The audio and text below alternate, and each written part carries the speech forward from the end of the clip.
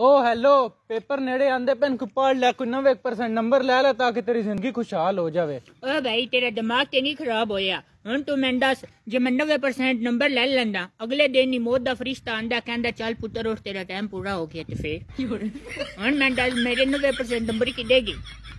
अल्लाह ए भी छड़, मैं 90% नंबर ले लेंदा ना, ठीक है, मैं कंपनी च जांदा, मैं उन्हां नूं वेखांदा अल्लाह मेरे 90% नंबर ने मैं नौकरी दिओ। ओ आखदे न पुत्तर फिर की होया, असीं ते 50% नंबर ते भी दित्ती होई है नौकरी। फिर हुण दसो मैं उत्थे केह् करांगा?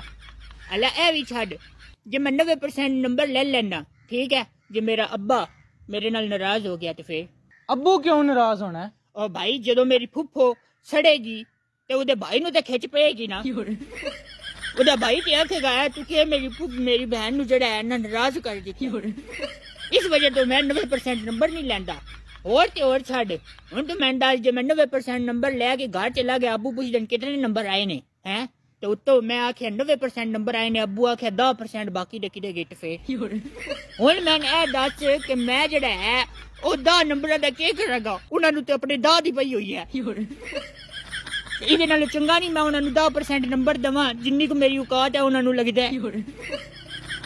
मजे दी गल, हुण तो मैं दस, जे मैं 90% नंबर ले लिते, मेरा पोस्टर लग गया इत्थे कि जी 90% नंबर लिते ने, मेरे दोस्त आ गए चल पार्टी दे, अगे हालात मेरे माड़े चलते पे, कितों मैं जेड़ा है पार्टियां देंदा रवांगा। सिर्फ इस वजह तो मैं 90% नंबर नहीं लैंदा।